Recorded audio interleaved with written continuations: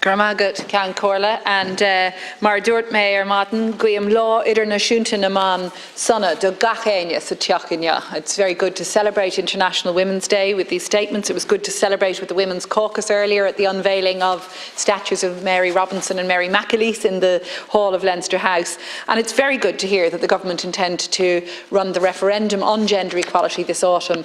I very much welcome that. And I thank you, Minister, for your kind remarks about the work of the Joint Oireachtas Committee on Gender Equality, which I was honoured to chair, and which of course produced the report that we did in December of last year. And our report sought to develop an action plan to see the implementation of the 45 recommendations of the Citizens' Assembly on gender equality. And I do thank you, Minister, and indeed other ministers, for your engagement with our committee. And I also just want to thank all the members of the committee who gave so much time on a cross-party basis, and indeed all of those stakeholders, civil society groups, experts and NGOs and others who engaged with us, and in particular the members of the Citizens' Assembly themselves and those with lived experience of discrimination. We heard from a great number of people during our hearings and found their testimony extremely valuable. The three recommendations, the first three recommendations in our report and in the Citizens' Assembly report relate to the constitutional change and that we're so glad to see now committed to in November.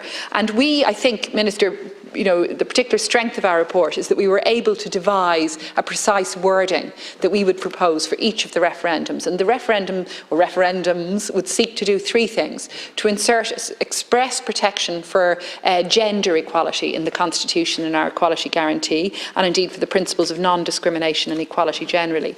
Secondly, we would seek to delete the sexist and outdated language about women and mothers in the current text of Article 41 and replace that language with gender-neutral recognition of care. And that's a hugely important and significant change I think we must make. And thirdly, we recommended the insertion of a more inclusive definition of family, not limited to that based on marriage. And we're very hopeful and optimistic that those three changes will be put to the people in November, as the government has said, and I thank Minister Rabbitte for setting out the timeline. And I look forward to working with colleagues of all parties and none on achieving that necessary constitutional change.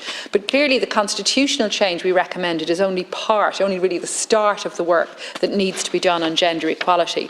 And our committee took the view that the 45 recommendations of the Assembly, and the Assembly chaired of course so well by Catherine Day, that those recommendations represent a blueprint for achieving a gender equal Ireland, and that they need to be implemented in full.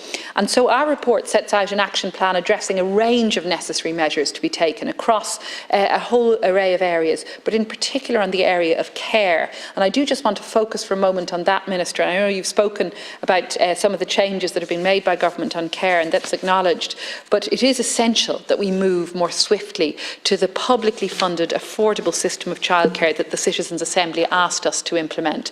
We're seeing for far too many women, and indeed men, lack of access to childcare, to early years education, is holding them back, it's holding back their children, and we're seeing failure to provide for an equal early years start for children currently, and that needs to change. We also recommended more generally on care that a national planning unit should be implemented on care, because we heard from caregivers and those receiving care about an absence of data and an absence of a structured framework for protection and valuing of care. I heard the Taoiseach, in response to a question I asked earlier, refer to a care commission that the government proposed to set up later this year. And you might, Minister, in your response, if you can, say a little more about that, because I'm not sure whether that is a general commission on care to look at all facets of care, from childcare in early years through to elder care, but we might hear more on that.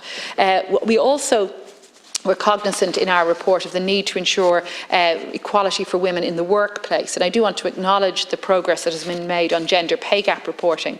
But I am sorry that we still haven't seen your government introduce the reproductive health leave and early miscarriage leave that we in Labour have been pressing for. And indeed it was 2 years ago today that we introduced a bill, our reproductive health related leave bill, that would have provided for the first time recognition of the need for leave for early miscarriage for women.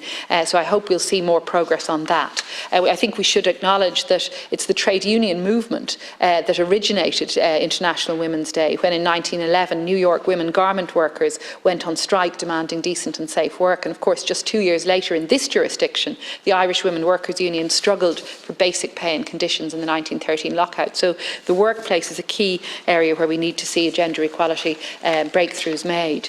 There are other areas too which need action. We saw today the Irish Cancer Society telling us of the need to amend maternity protection law to ensure that women undergoing cancer treatment will not forfeit any maternity leave. So again, a very important workplace-related issue for women's equality. On domestic violence, we've seen, I received yesterday from the Department of Justice confirmation that more than 4,700 reports were made to Gardaí last year for breaches of protection orders and safety orders. And again, we're still lacking the necessary refuge spaces for women.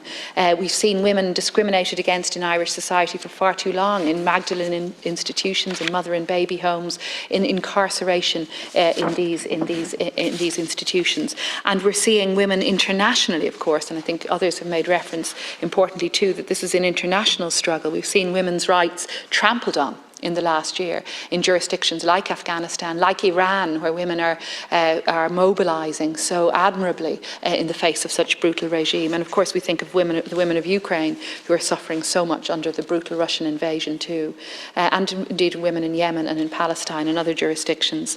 I want to finish, if I may, Minister, just by referring to another point, another aspect of the gender equality report that we really hope we'll see government act on, and that's on women in politics, because as our report says, until we achieve a representative democracy, our democracy will be unfinished. And while in this House we still only have 23% of our TDs who are women, we know that we haven't come near achieving the sort of equal representation that we so much need to see. I recall the old suffragette slogan of deeds, not words, but today on International Women's Day, I think we do need to see deeds and words from government, not just a commitment to a gender equality referendum, but a commitment to extending the quota. Let's extend the quota from general elections to local and European elections too. That would be a real step forward for achieving a more balanced representation in our Oireachtas. Thank you.